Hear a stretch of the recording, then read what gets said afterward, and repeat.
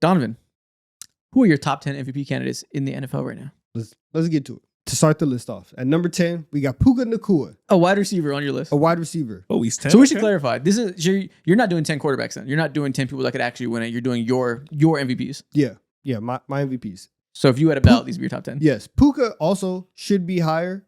Had a wild week. He's on suspension. We had to drop it down just a little bit because what Puka's doing, every single week, his versatility, his ability to make the Rams and their offensive scheme feel so just unstoppable. Where it's like, hey, we're gonna put 3 tight ends out here and have one receiver. However, we're gonna have one of the most physical receivers, one of the best yards after the catch receiver, a receiver who can block and do everything.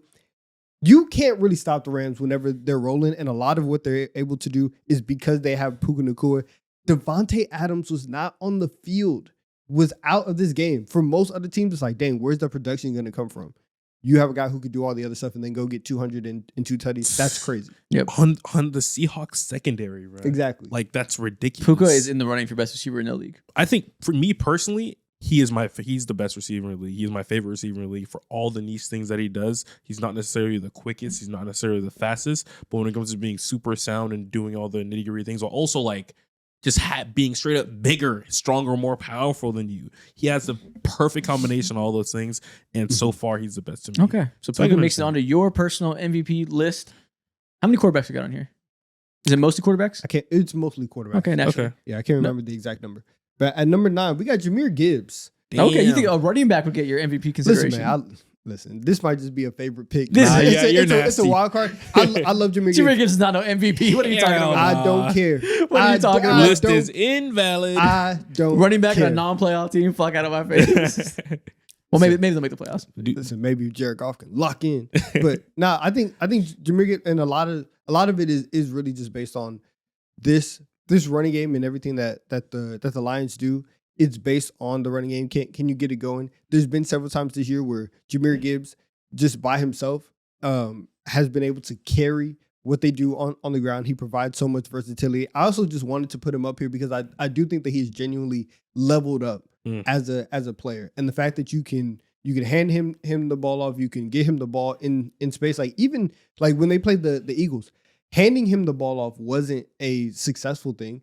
But they were able to get him involved in the passing game, and he was still able to contribute through there. He has right now like 1,600 yards from scrimmage, 16 touchdowns. He is producing at an extremely high level. So I just wanted to show him a little bit of love here. Salute. Number 8, Nick Bonito. Okay. Ooh, wow. Shout out, one of the most productive pass rushers in the NFL. This is so in your mind, defensive players are allowed to be MVPs. Yes, they are, and I think. Listen, everything changed when Aaron Rodgers stole the MVP from J.J. Watt. But you have one of the best defensive players, one of the most impactful edge rushers in the league, on one of the 2 best defenses in the league. I think Nick Bonito has been amazing this year. And they might be the 1 seed because of that defense. I think outside of Myles Garrett, especially now that Michael Parsons has gone down, you could look at the season that Nick Bonito has had, and you can say, all pro him. Like that. This is genuinely a special player and a great year that he's having. So I have him at 8. Okay.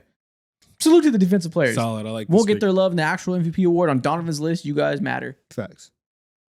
Number 7, Trevor Lawrence. Oh my God. Who would have thought? Not me. Yeah. I didn't think that I was going to be saying this, but I think that we've seen Trevor Lawrence over the last couple weeks really lock in and really start to become the version of Trevor Lawrence that everybody wanted to.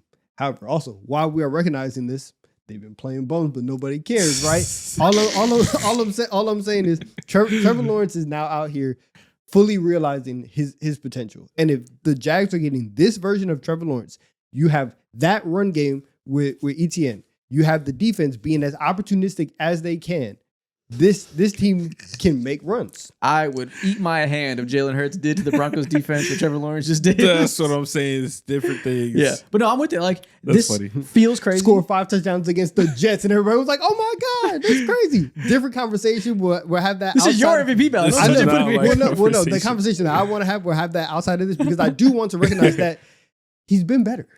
No, honestly. and he's been better and he's been good. Post bye week, Trevor Lawrence has played like an elite quarterback. Obviously, small sample size. We have many games of him being average, but for the past 5 weeks, this is clearly a guy who's playing at a top 10 level, maybe a little bit higher. The way he's been running after the pockets collapse, making plays with his legs, throwing the ball downfield to targets who will actually catch it and not sell him on purpose. Yeah. He looks like Justin Herbert light right now. That's crazy, man. Like, he's had so many standout performances over the last few weeks. I guess, I don't know, maybe 2 months ago now, I remember that game against the Chiefs. He gave, I think, the Chargers, 35 or something crazy like that. And then this game right here, specifically for me, is what I was waiting for, because I was like, yeah, no, I think they're fake demons. I said that on last week's episode. And now, I'm definitely noticing something. And I think I have to not stand on business anymore. And I guess the ascension is here. Yeah, he's also had, you give him just another little slight boost because he's had those MVP moments, right? He's had on a Monday night against a whole Chiefs team. You have the game winning rushing touchdown in there. You go on the road this week against the number 1 seed and one of the best defenses in the league, and you beat them handily. He's on the list. Yeah. Okay. Number 6, Josh Allen. Okay, so that's pretty low. People were gonna say he should be higher. I don't give a damn what people say. Josh Allen has played. He's played well. He's had very high highs. Josh Allen has also had some pretty low lows, and I think that just for the entire season, I think that there are other players who have been more consistent and have been at their best more than what Josh Allen has done. In a vacuum, if we're just talking value, obviously Josh Allen is at the top of the list every single year, but we can't ignore some of the performances that we've had where there was a stretch throughout the year where we started talking about, hey, Josh Allen, he's turning the ball over a little bit more. We're starting to get a little bit more reckless, starting to turn back into 2020 Josh Allen, which is still one of the best players in the league, number 6 on the MVP list. Okay. But that's not top of the league right now. Okay. Yeah. Okay. Number 5, Myles Garrett. Okay. I assume this is the highest defensive player on this list. Yes. Yes, he is. If this is the season that he's having, like, if only they were winning some games, maybe you could have made a talk for top 3. Because this is obviously breaking the sack record. He's probably going to do is insane. We have 2 games left. And like he's gonna shatter the record, right? If he goes crazy next week, like there's a very real world where he ends up breaking it by like 3 sacks, right? Yeah. And so that's so much. I think for somebody who is consistently in DPOY talks, consistently we are looking at Myles Garrett and saying this is the best defensive player of a generation, or second best after Aaron Donald, whatever. Wow. But in terms edge rusher, right? Yeah. He's the best. He's having one of his best seasons ever. He has to be on the list. Yeah. Completely. He's just one of the best players in the league. He's the best player in the league. Like no positional value attached. He is the best at what he does over anybody else. Yeah. That's crazy. I want to see him traded, man. But I want to see him play meaningful football. I want to see him traded. Yeah. I want that for himself. He kind of wanted it, but then they say here 40 man. And he's like, never mind. I don't want it no more. Who's number 4? Jackson Smith and Jigba. Okay. We gotta give love. We gotta give love. OPOY favorite? Yes. I think JSN on a weekly basis is, especially to start the year, was insanely dominant, was pacing for 2,000 yards. At this point, again, still the favorite to win offensive player of the year. Offensively, the Seahawks, they have nice pieces, right? Kenneth Walker can be good in spurts, especially with the way that they run block. It's not always there with the Seahawks. The rest of their receiving core, nice guys. Jackson Smith and Jigba has elevated himself into a top 3 receiver, and that is how dominant that he has been. He's also been doing it with a guy in Sam Darnold that is a fine quarterback, right? Top 15 quarterback in the league, but you're not having an MVP throw you the ball. Jackson Smith and Jigba is making Sam Darnold look better, and it's not even like a knock on Sam Darnold. He's just awesome. He's having a season that was on pace for 2,000 yards while being bottom 2 in the league in throw percentage for his team. Everybody else that has these monstrous yard seasons throws the ball a lot. Force fed. Yeah. The fact you can be the most productive receiver while getting the least opportunities, that's a definition of value. That's crazy, man. Number 3, Justin Herbert. Should be number 1. Wow. All right. I'm just kidding. No, I mean, he's clearly carrying the most for his team. He is. The fact that the Chargers are where they're at right now, and every week especially since Joe has gone down for the year, we say, man, this offensive line is filled with war criminals and filled with people that you would like to be arrested. The fact that that is happening week in and week out, and they are still winning games. We had a conversation yesterday. We were like, hell, the Chargers going to be the 1 seed? Yeah. Bro, Ravens fans talk a lot about Filele ruining their line. Seahawks fans talk about Lucas ruining their line. I mean, no, my bad. Not they talk about Bradford ruining their line. Seahawks fans love to talk about Bradford ruining their line. I have 4 of those guys on the line at all times, and Justin Herbert has 10 wins right now. It's crazy. 11 wins right now. It's crazy. There's a very real scenario where the Chargers can be the number 1 seed in the AFC. That's mad. It doesn't make sense with how bad and how injured that the Chargers have been. So Justin Herbert has to get so much credit for everything that he's done this year. I wonder if he could actually win it. Like, he didn't have enough talk throughout the year. If so they it's get hard. the 1 seed, I think he can. It's tough. Like, we would need some real media push because it is a good narrative. You get the 1 seed, you have a broken hand, you play through it, nonstop injuries, you carry your team that way. Like, there's no other. You need a Kendrick Perkins like type media person Facts on your side. And we need Drake May to lose his last 2 games, maybe Stafford to lose his last 2 games with momentum, but in a horrible fashion too. It's pretty hard to win it when you don't get talked about for MVP all year. Next week will be the week where we'll see if that push is going to happen because the Chargers are going to play the Houston Texans.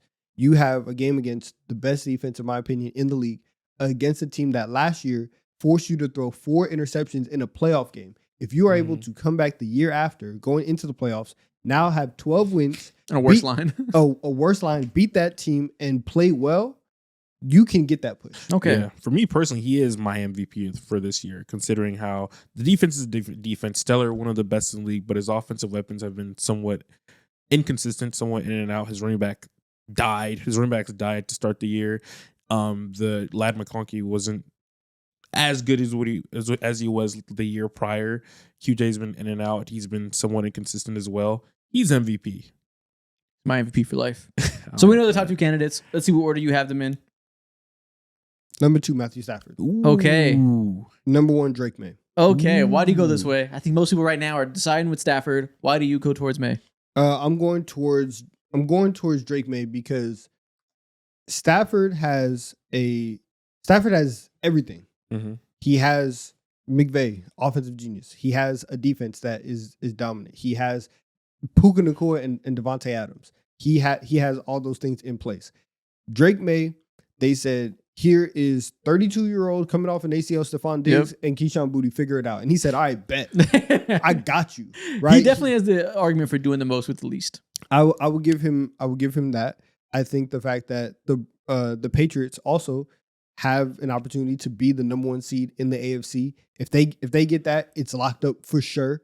But we've seen Drake May elevate. We've seen Drake May also have the season while being accurate, while pushing the ball down the field. It's not like a check down merchant season. The value in that Drake May brings to the Patriots, I would give him that nod over Matthew Stafford. Yeah, I can understand that. How do you feel about the talking point where I remember in the broadcast yesterday to start out the game, they showed that the win percentage of every single team that they faced against was like 37 or something like that, way below fucking 500.